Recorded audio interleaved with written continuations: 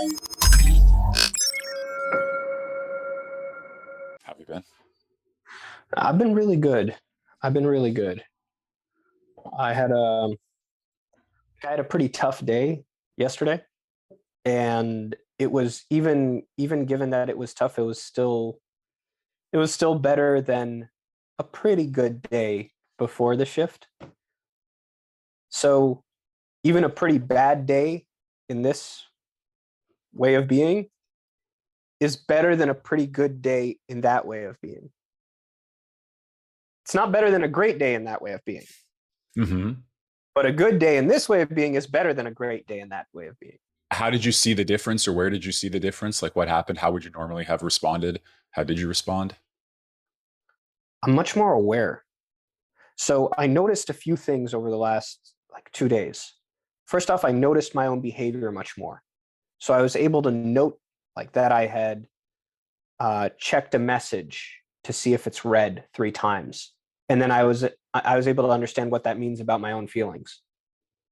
Right. So that opened my eyes. Then I was feeling pretty sad yesterday, and going over some thoughts about some previous relationship and some nostalgia.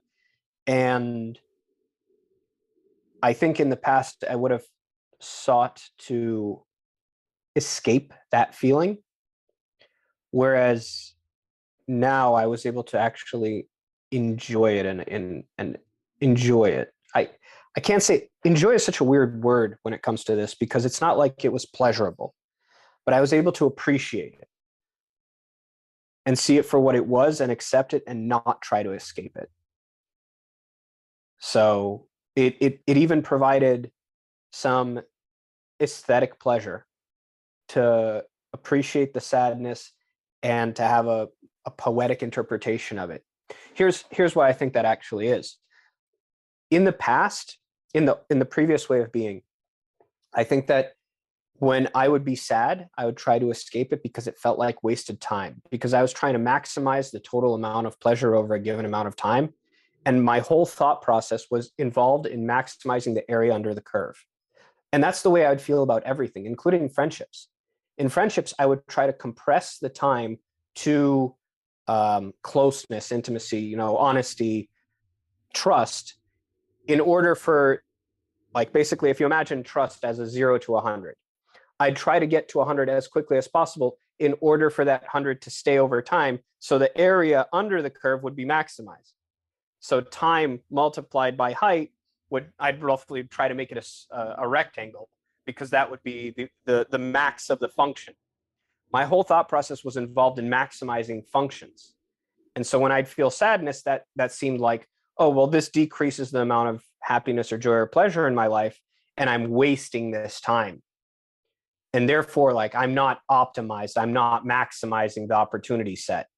And I wouldn't feel guilty about it, but it would feel like a waste, and I'd try to escape it and I'd escape it through productivity, accomplishments, and pleasure seeking in order to get away from that. And I think that's actually also related to me comparing this ideal maximum of what the best life could be according to standard metrics. Like, it was basically comparative against this ideal in my head, and therefore I'd try to get closer to that ideal. Whereas after the shift, I truly accepted that I have a unique history, that there are no metrics, and that the comparisons are irrelevant.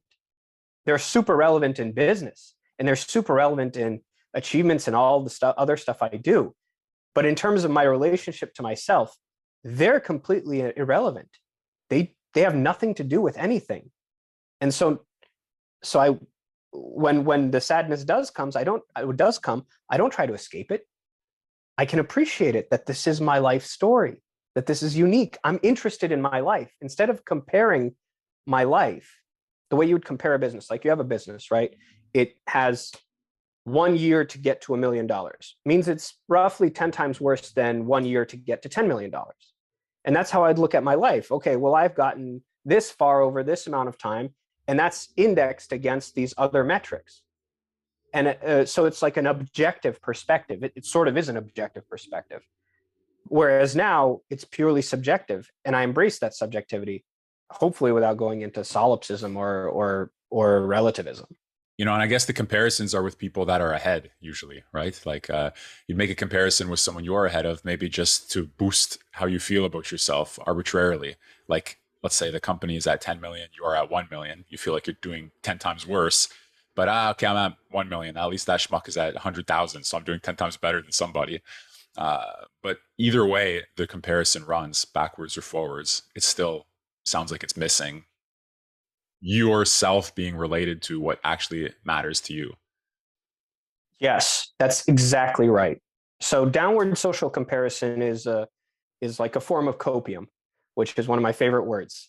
The idea of cope plus opium, copium. I love that word because it's so dismissive.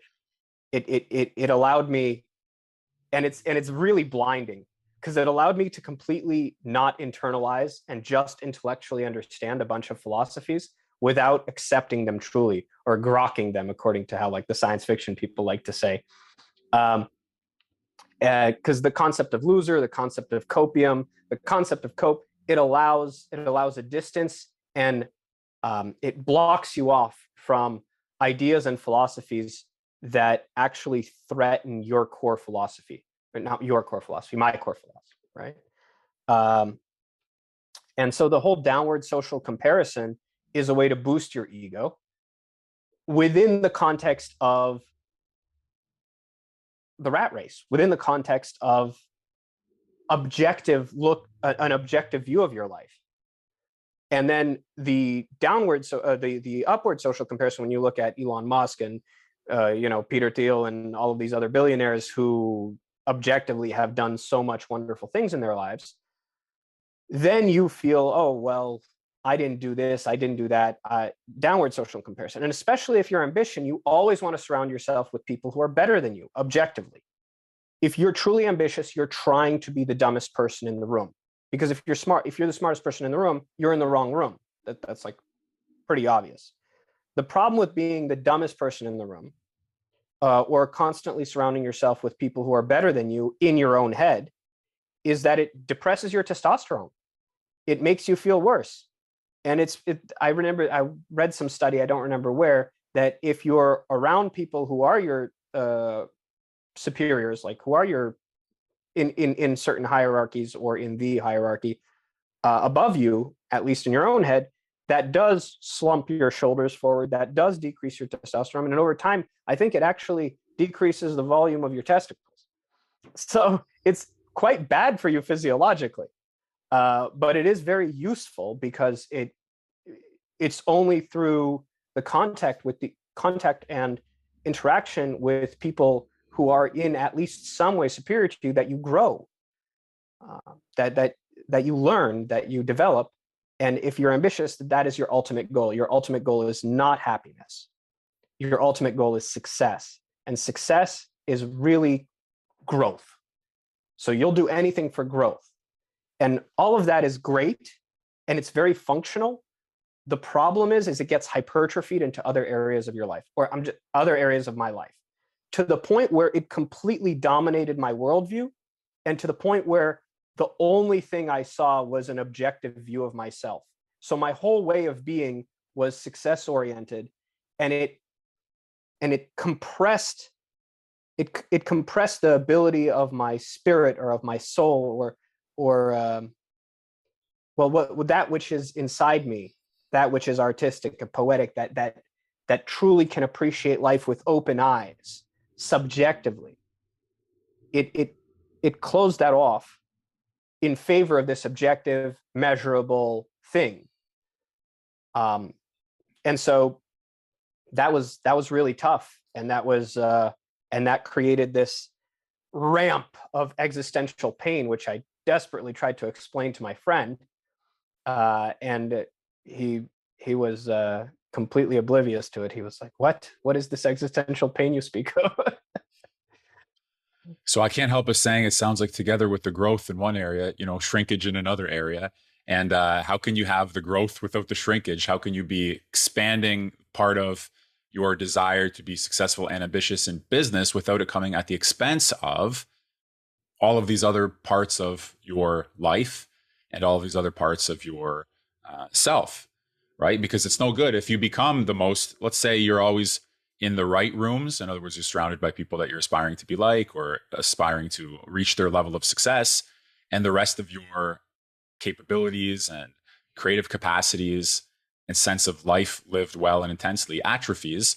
Well, that's Pyrrhic victory, right? Even if you hit the success level that you want, the rest of it has um, atrophied. So, how are you finding now you can have both of those things together, or how have you had to modify your view of success? Is it now that you're just comparing it? You're comparing yourself to yourself, or have the metrics of comparison altogether changed? Like you have a completely different curve or no curve or some other a shape or some other a game altogether. Like how are you finding um, the metaphors and the images in which you're thinking through now, a combination of the areas that have opened up for you and your continuing interest in business and entrepreneurship and the companies that you're working on and working in?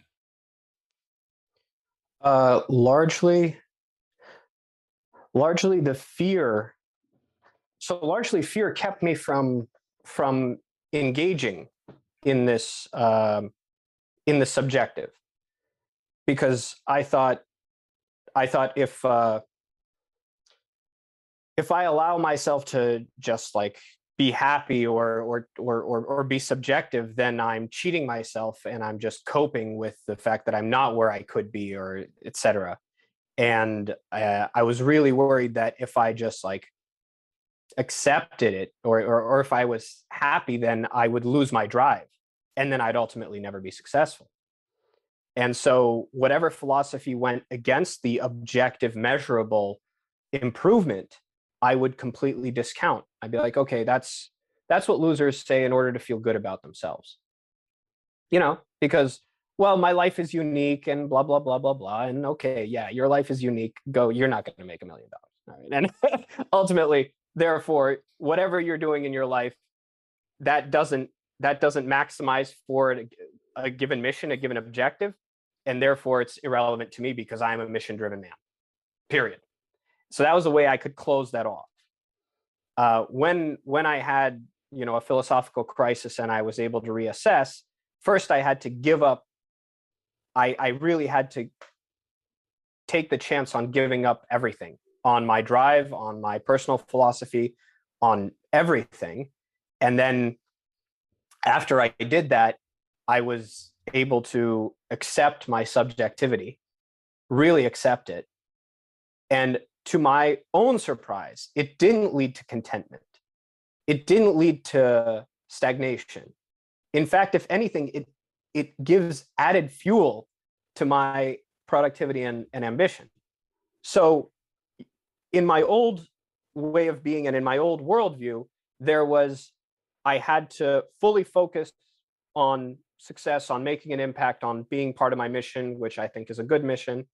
And it came at the expense of subjectivity, of an artistic, poetic interpretation of reality and acceptance of the subjective. And when the switch happened, the switch opened my eyes back into the subjective. More importantly, it reignited my soul into that life that I'm leading. Not that's not comparable. And that actually has helped business, because I'm less stressed about it. I'm less ego identified with it. And at the same time, I'm more productive because I have more energy and joy. So it's paradoxically, it's a win-win. Like, because I thought it was a zero sum, but it turns out that it's additive, if not multiplicative. Mm-hmm. And so that was one element. I think that you had another element of your question that I wanted to address. What was Just how I'd asked, how whether you see the curves different, a different image or metaphor for what you're maximizing or not maximizing. Yes, absolutely. So in business, I am still completely objective. I am still completely brass tacks, pragmatic philosophy. indexing, all of that. Just all right, let's get from point A to point B. But it no longer touches my personal life, and it no longer touches the way. So business is a part of life. It isn't all of life. It is a part of life, just like health and fitness are a part of life, just like, relationships and family are a part of life. Although I would say that relationships and business are pretty much one and the same. Because if you really think about business, it's with your partners, it's really, you have a personal relationship with your partners, and that is what the ultimate, that is the basis of the business. I still use those metrics. I'm still maximizing the curves in business. But now for me, life as a whole is a work of music.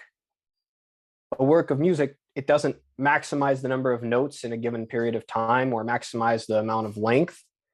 It doesn't do any of that. It's about the beauty of the melody. It's about the execution of every instrument in the composition or in the execution. It's more musical. And I was in a car with a friend of mine, and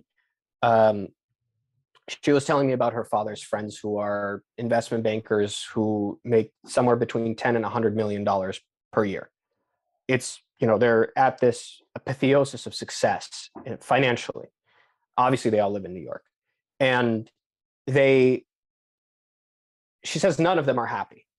They're always saying the same thing. She hears them talking and they all say the same thing.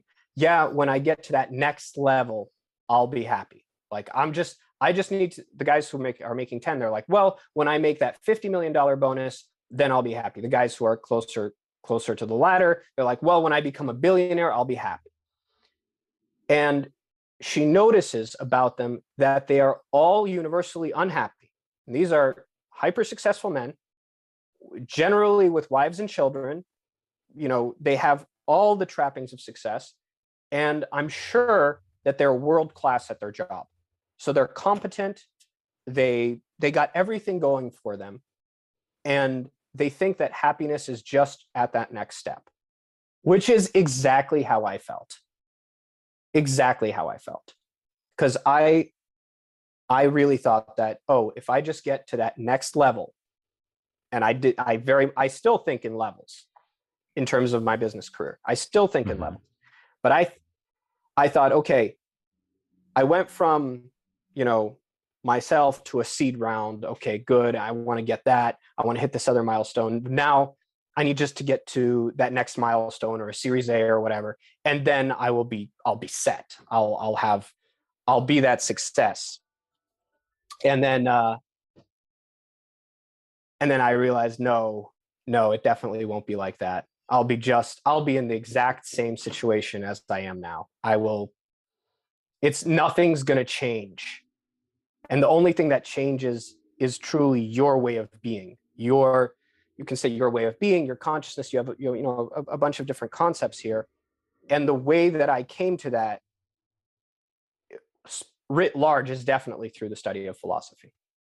Mm-hmm. That was the bam that changed everything.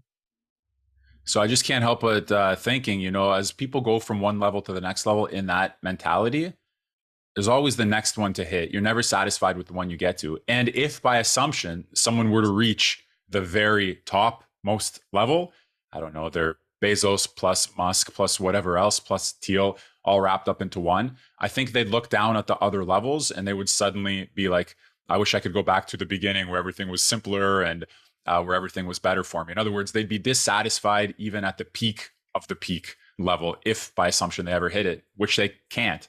So yeah, the levels never bring you the satisfaction.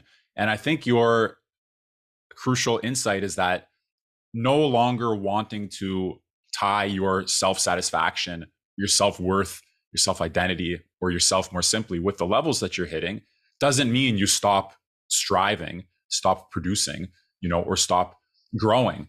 But it means that it no longer, for me anyway, it means that it's no longer a path that's meant to justify your existence. In some cases, it's like, if I'm worthless, if I don't hit this next level, I'm a loser. Like, I'm a failure. I might as well be a non-entity unless I hit that next level. Like, it's so tied up, or it can be in some cases, with your assessment of yourself at a very root level. And probably one of the reasons why the drive is so effective for people is because nobody wants to have that absolute nullity of existence. And they might think that, the only way not to have that is to succeed, and you have to keep succeeding in order to keep having that. But when you reorient the whole thing and no longer make the ground of your existence tied up with the success or failure of your business ventures, and you include the business as part of one of the many ways that you express yourself in the world, like you said, music, family, art, love, beauty, creation, a million other things, then suddenly, at least in my view, you can play full out in all the areas of your life. They can be stemming from your creative originality, from yourself. They become a product or expression of your desire to be creative in the world, and no longer a mechanism that justifies temporarily and partially your existence.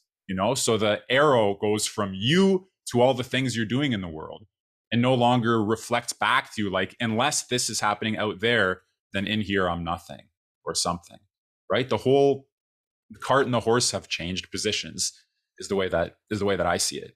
And that's such a beautiful thing that philosophy can give us, is to switch up the cart and the horse so that we're driving the show. We're not being driven around, because that's the other thing. Like, in one of our modules, we have the image of the carrot on a string and the donkey being driven forward. The donkey is not driving itself. It's being driven around in life by something else. It could go far, it could climb to 10 levels or whatever in terms of the business success, but its source of drive is not in itself. It's a slave somehow to an external system of rewards and of temptations and of interpretations. So one of the things I'm getting from what you've shared is this shift, right? You now become the source. And so in no way does that remove the creativity. It just roots it in something that's more long lasting and more satisfying. Yeah. Yes. One of the ways that I thought about what happened to me, and it went into hyperdrive during the coronavirus, when perhaps I more acutely felt the promise of death, was that it put my ambition into hyperdrive, and I wanted to make an impact. I wanted to leave a mark, et cetera, a legacy. And I think one of the ways I would describe it is I became a slave to my ambition. I would definitely describe it as that. And with this new understanding, it's more than understanding. It's with this new way of being that partially came through understanding. That no longer is the case. It was a form of liberation, where that desire, that want, that master of ambition, that became, which is purely conceptual and purely in my head and a function of me. So I grew the spine with the carrot to put in front of me. The stick and the string and the carrot and put in front of me. It came from me, but it seemed external to me, and that illusion, did drive me forward really, really, really far, really fast, and it did become my world. It did become, in some ways, this false idol, which I think is the most depressing way of looking at it. Can I just say here quickly, the movie Memento, right? I Mhm. don't want to do a spoiler alert. So if we do publish this anywhere, if we do share this with anybody, you guys should know I'm about to say something about the movie Memento. So if you haven't seen it, you don't want to know about it, skip ahead. Well, the idea, let's put it this way, that there can be these games we play with ourselves, right? To like, in other words, okay, fine, I don't want to do the spoiler alert. So let me put it this way. We can put that stick and carrot and string out in front of ourselves as a way not to deal with something else in our lives. Like, in other words, by always moving forward, I don't have to stop and assess where I actually am. Or, if there's something that I'm trying to get away from, like the sense of having failed once somewhere in your life, like there's something you wanted to do, it didn't work out, it feels so horrible, and you want to make sure you never have that feeling again. You can establish all kinds of ruses, all kinds of ways to trick yourself in life to avoid that initial sense that you failed somewhere. Whereas the initial sense that you failed somewhere, it may not even be like the full story, you try to do something and it didn't work. You interpret it as I'm a total failure, I'm miserable, I'm worthless or whatever. And then you set up all of these ruses to make sure that doesn't happen again, or you never have to have that type of feeling again. So I just like what you said about you being the one who set up this chasing of ambition in order to avoid having to take a look at what's underneath that or what's going on behind the scenes of it or whatever, right? Because you worried that if you looked at that, something else would happen. And it's all these strange games that we play with ourselves. But when we can unravel the ones that are detracting from the quality of our life, we can see how they were constructed, how we constructed them, how we constructed these games, then we have the freedom to set up something that's actually life affirming and fulfilling. Yeah, it's strange because it can seem like a lot of the responsibility goes to other, you could say, well, society has taught me that I should be ambitious, or, these people kept emphasizing, my teachers, my colleagues, the music, the TV, everything kept emphasizing how important success is. So that's why I chase success. But the more interesting take, the one that has more to offer us, I think, is to see, like you said, why did you set this up for yourself? This fear of death, fear of failing without leaving a legacy. In other words, we don't have to pawn off the responsibility for these things to anybody other than ourselves. And not that there's yes, there are TV shows that emphasize success, yes, there are celebrities that model success, but it's a more valuable exercise somehow, psychologically, spiritually, existentially, to see, why did we buy into that, right? What's that helping us to avoid or to accomplish, to see or to not see? Yeah, I have that all the time. I have very specific examples from my life where something went wrong in my interpretation. And then it's super deliberately, but not very, on one hand, our decisions can be deliberate. Here's an example. When my parents divorced back in the day, we moved to the United States. We were living in Canada, moved to the US. So I was a new student in an American school with a Canadian accent. Okay. So the first time I said something in class, all that people heard was my Canadian accent. And that was so embarrassing to me. I spoke up and my accent was the big elephant in the room for everybody. So they're like, oh, how did you say that? And, under some circumstances, you could be like, oh yeah, that's just join in on the fun of talking about the Canadian accent and different accents, right? Or start mocking theirs. There are a million different ways to respond to that situation. But mine was, I'm just going to clam up and not speak. That's the last word that I'm going to say around these people because I don't want to be singled out for my accent. So there's the compensation, right? The compensation is I'm going to become very good at doing something else other than speaking. I'm going to internalize. I'm going to be the most inward. It could be the deepest guy in the class. I'm going to be the best writer. I'm going to do everything well, but speak. When it comes to speaking, I'm just not going to do that because I don't want to have to deal with this uncomfortable situation.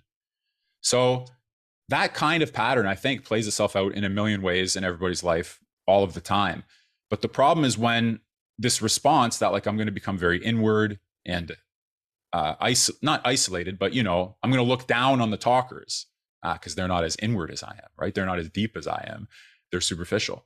When that becomes a fixed identity, when that becomes the only thing that I can do, suddenly I've lost all my freedom to be able, what if a deep part of me wants to relate to other people, wants to talk to other people, wants to get to know them at this new school, wants to have friends, girlfriends, etc., right? And then later in life, you extrapolate and it's man, how did I get this fixed identity? Well, because back here where it was still fluid, in order to avoid some pain point, you froze it, or you fashioned it in this particular way. So some of those guys who are chasing success and still not happy, if we were to reverse engineer how they got to that point, I wouldn't be surprised if somewhere along the way, there's something like that, a painful something. I'll give you another example. Another quick example. My parents, you probably know, from the former Soviet Union. So they weren't the only family that came to Canada or to the United States from there. And a lot of the Russian Jewish community in particular, they were super successful in business. They went into business. They bought companies or started companies, and they did well, at least the ones that I heard of. Okay, maybe the ones who didn't do so well, I didn't hear about. But still, I had this association that, like, if you're a Russian Jewish person in Canada or in the United States, you're in business. Okay, so Iosif, you're in business. You and I are in business. I have a business now. But for so many years, I was just in academia. And there was like no bigger sense of being a failure on that metric, than like every other Russian Jew who came here is a millionaire. And I'm relying on, academic wages, academic salaries, and academic stipends and handouts, that kind of thing, right? So it's like very much of a delegitimization of myself to compare myself on that metric. And then all the little subtle self-delusions come into play, like, business doesn't matter, those people are suckers, they're too in love with money. It's the opposite thing. Like, where your ambitious self, when you were a slave to ambition, it might have looked down on the people who are not maximizing for utility.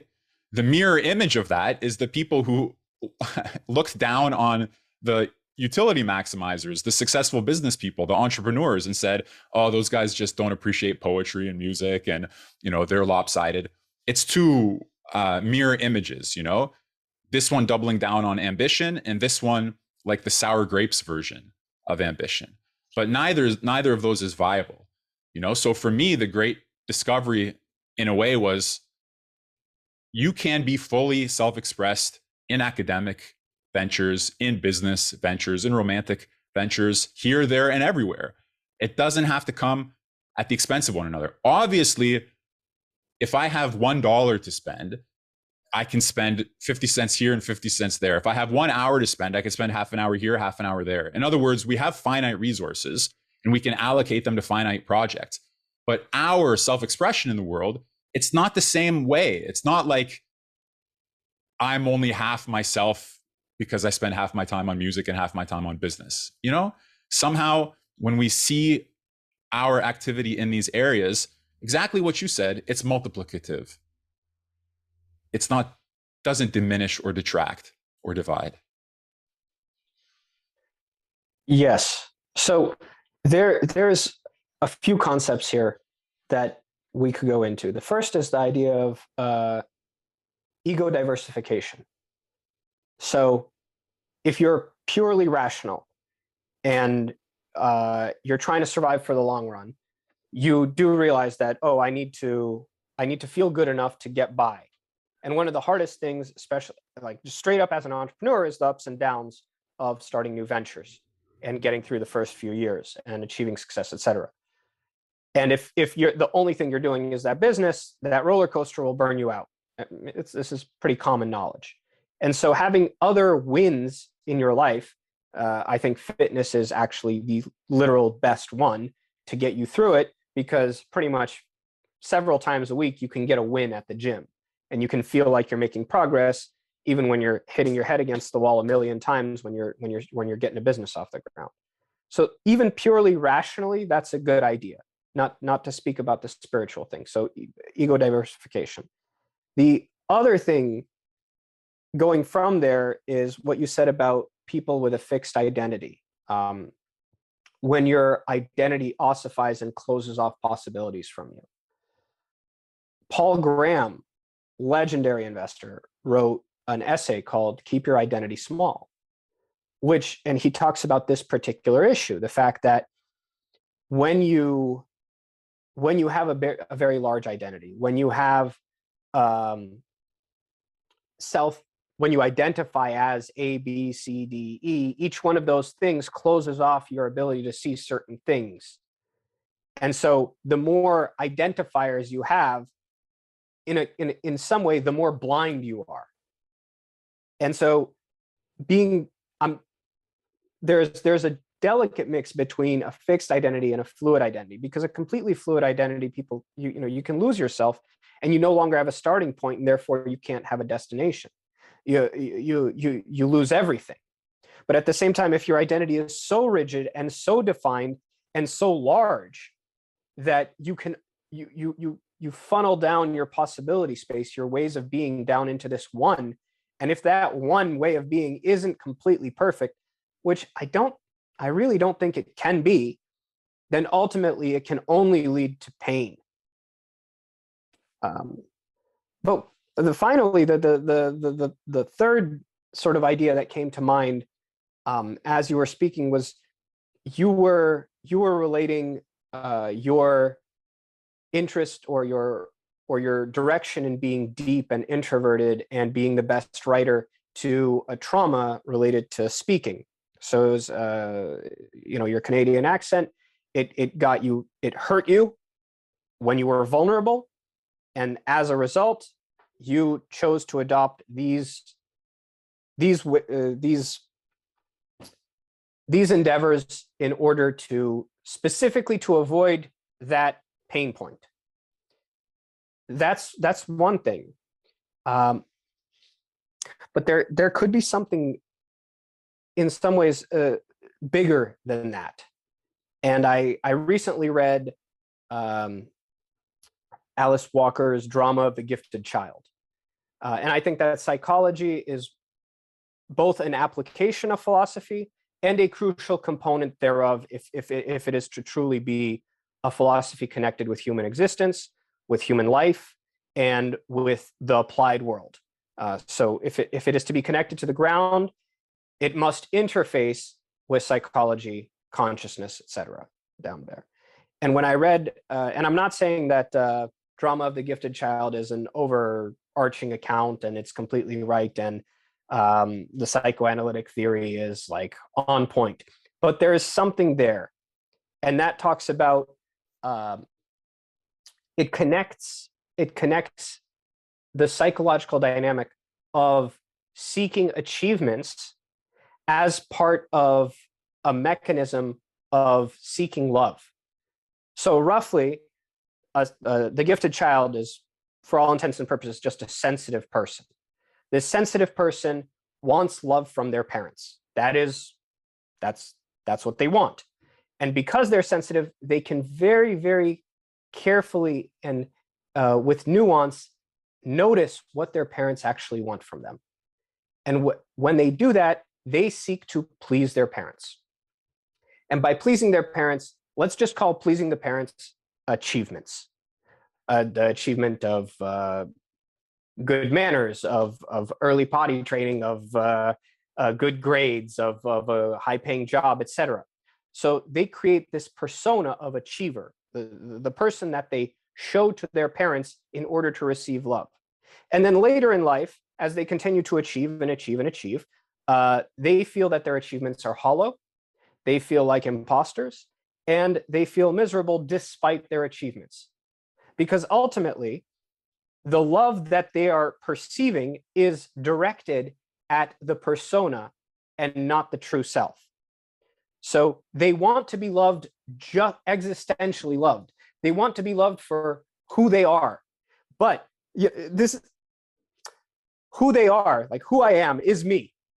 It is not my achievements. But I can create this Iosif, who is, like this super successful biotech executive who is this, this and that and the other. And that persona is the object of the love. And this is, when I was with my ex-girlfriend, I would ask her this: do you think I'm going to be successful? Or do you think I'm successful?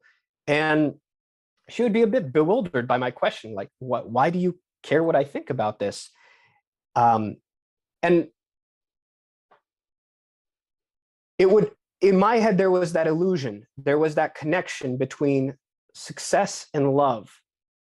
And my desire for love was in some ways reflected in my desire for success, because there was that intermediary step between me, the love, and then the success. So love came through success and was reflected on me. So if you imagine love as the sun, success is the moon, and I'm here on Earth looking at the moonlight when I could just shift my gaze and I can see the sun. And so these gifted children, I'm oversimplifying, but the drama of the gifted child for me is about people who can only children and later adults of as who are those grown-up children, because I think adults are largely grown-up children, who only can see the moonlight and not the sunlight. And the sunlight, it's so much brighter, it's so much more vibrant, it's so much more joyous, that all you need to do is shift your perspective. But that's easier said than done. It took me years and years of struggle to get to that point where I had a crisis where I could open my eyes to that. And so we have all these ways of looking at it and of accessing it, from the rational to the philosophical to the psychological, and definitely through the religious and the mystical. That is absolutely a component. There's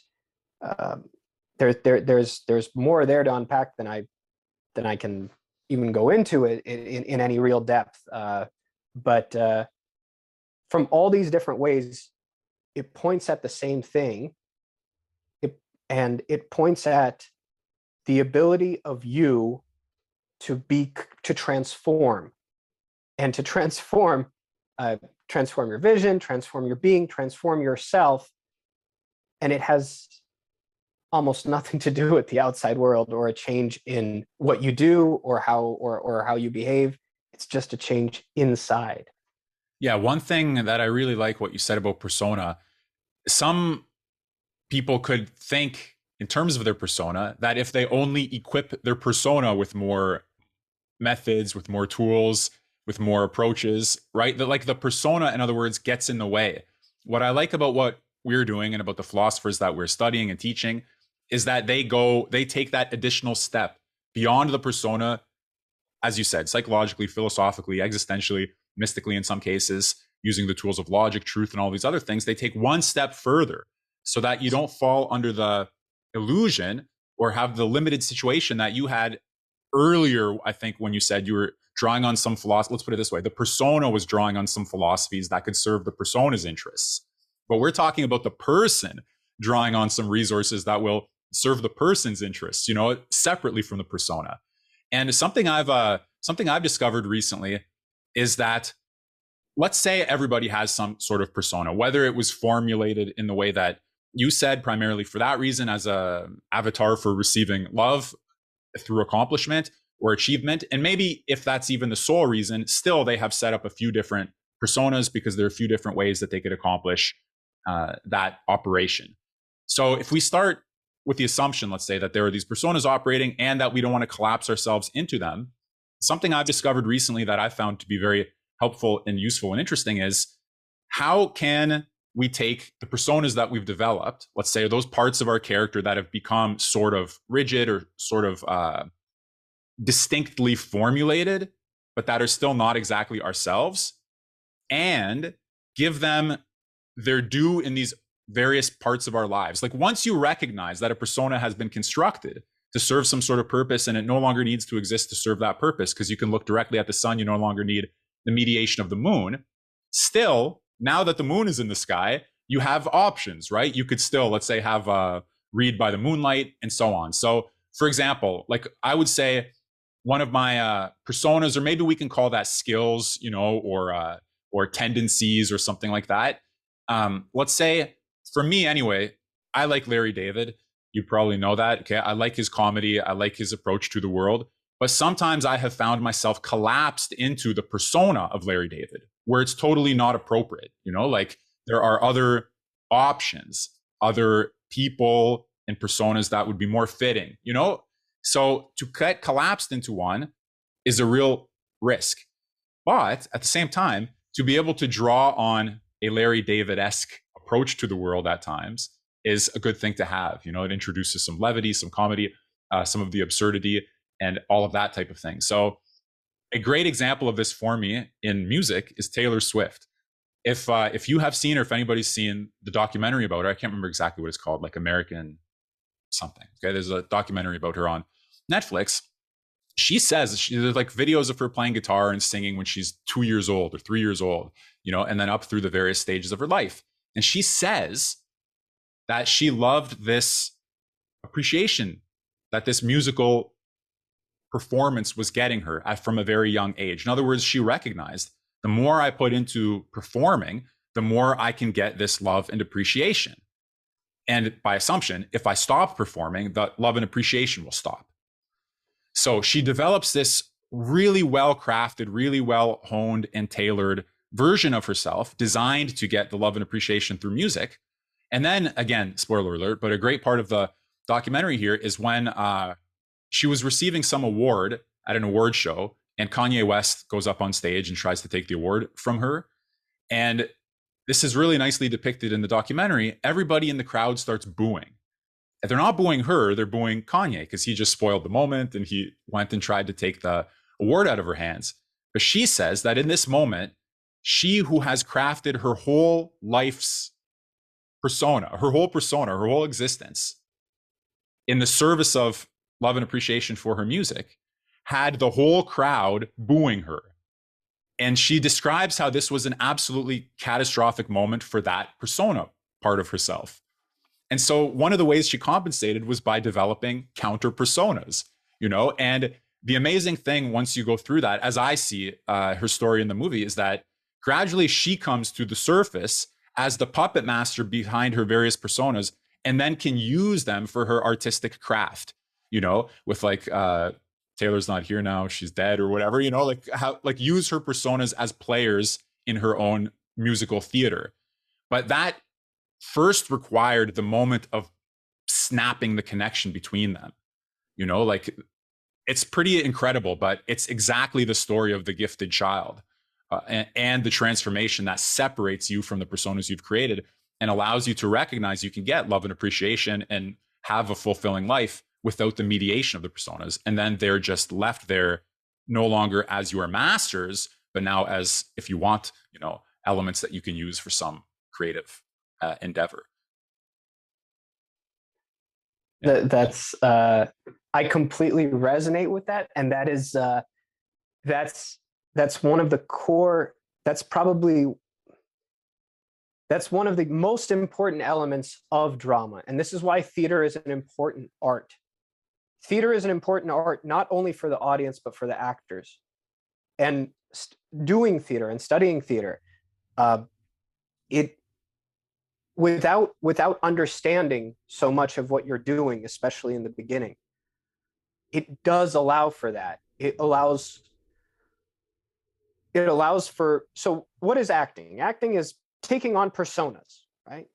And the whole point of taking on and then removing these personas and then having them play out and then seeing them both from within and from without almost simultaneously, sometimes with a time delay, but over time, definitely you can see you were, especially if you got into a role, you did play that role and you were feeling the feelings of that character, especially if you're in the Stanislavski method. So you are inhabiting that reality for a little while. And then you watch a recording or you watch another production of it, or even in the same production when you're not in the scene, you see other people playing those personas. You get this whole drama, that the great playwrights such as Chekhov and Ibsen do, where the drama itself is a projection of a psychological drama, where the internal and the and the external are, if not holographic, then at least in parallel. And even without a conscious understanding of what's happening, it does open up. It does open up that access to becoming, I wouldn't say the puppet master, but something closer to the director. And the reason why I say director instead of puppet master is that puppets don't have their own volition. And as a puppet master, you're completely in control. As a director, you are not completely at control. The actors have their own idiosyncrasies, have their own drives, have their own desires, have their own creativity. And when you play things out, not everything happens as you imagine it. So there were, I directed a few scenes when I was in theater school, and I saw how I had my vision and I would push the actors towards realizing it, but there was so much there that I wasn't, I couldn't pin down, and that they were bringing to it. So it's your personas have their own life. They are not your puppets. And so when you, these personas that you have, they add value to you.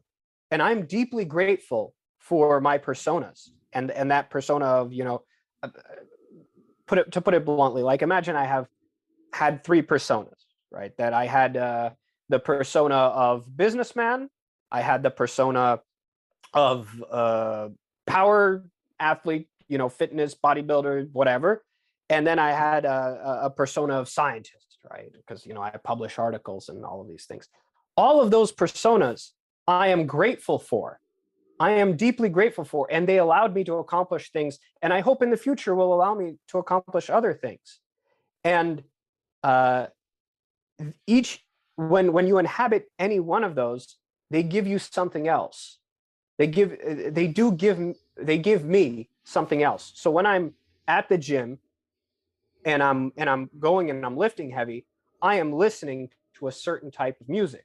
I'm listening to hardcore rap, I'm listening to very aggressive music, and I put myself in a state of high aggression. um, there's absolutely zero introspection. There is it's completely objective. The iron is there, and I need to lift that iron, and I'll kill anything to get it done, and that's it. There is no sentimentality. There's a lot of passion, but no sentimentality. And then on the complete separate realm, when I'm on a plane for 8 hours and I'm writing poetry and just completely overwhelmed and immersed in my feelings after watching some movie that tugged at my heartstrings, and now I'm thinking that there is no way I could lift a weight in that state or in that persona of the artist. And there's similarly no way I could write a poem when I'm in the persona of the gym bro. Mhm. So they Yeah. both have their place, and they both bring something completely de novo from themselves. But being the director, I think that's the goal. And Yeah, one more thing, that's huge. Go ahead. one more thing, because I think that what this does is the concept I just said sort of creates a hierarchy of the actors or the personas and the director, or true self. Uh, the director, assuming he is a good director, is pointed at the truth. He's pointed at beauty. So there is something beyond. There has to be something beyond for it to really resonate. It's not it's not purely contained in the self, not in the self of the persona or the actor, not in the self of the director or the true self, but there is something beyond that it has to be pointed at. Otherwise, it's otherwise there's an element missing. Yeah, so that's the one more step, taking people from the limitation where they don't see how they are slaves, let's say, to their persona, having them take one step back to see this core, which is kind of like, as you said, the director, I think, a very, I agree with you entirely. That's way better image than the puppet master for the reasons you mentioned. So appreciate that. And then one step further, because there are people who could stop at the director level and be like, aha, yes, I'm going to direct everything that happens. Yeah, maybe the actors will play it out differently. Maybe the personas will play it out differently, but still, it's my will, it's my vision. And where we draw that will or vision from, where that purpose and project is rooted, that also gives us a few different options and a few different alternatives. And I know we have some modules and some classes that suggest a way to consider that question in terms of purpose and in terms of other kinds of things like truth and beauty, as you said. So that's a super valuable addition as well. I couldn't help but thinking, when I mentioned that there have been times in my life where I've been limited to the Larry David mode. I definitely do not recommend trying to lift weights in that mode, because it's like you won't get very far very fast. And yeah, just being able to do that, being able to identify these different modes or personas, or however you want to think about it. Maybe other people will have other metaphors that resonate more for them. For me, I think modes and personas is very useful, and being able to tap into those, that just gives us like, that's a skill stack. All of those ways, right? Being able to shift under the different circumstances, under the different contexts, depending on when you need to do this or that. That's a huge skill to have. It requires a little bit of practice. It requires these transformative insights, I would say, right? It's not self-obvious. I mean, it's not self-evident or obvious that this kind of thing is going on and that we can get into the mechanism of it and all of that. So it takes a little bit of work. It takes a little bit of observation. And like you have described, and like I've described here and elsewhere, some transformative moment, some sort of breakthrough that puts us outside of the actor's shoes for a minute, right? Or that creates a distance, or that snaps the chain, or for Taylor Swift when everybody was laughing at her, whatever it is, right? Like there's something that just shifts the picture. And then that's the aha moment. And when the picture has shifted, then thank God we have all of these new resources to work with, and can enrich our lives and enrich our businesses. Absolutely. Yes. Except I wouldn't say it took a little work. It took a lot of work. It took a lot of work, a lot of thought for me. Hopefully it takes less for other people, but it wasn't easy.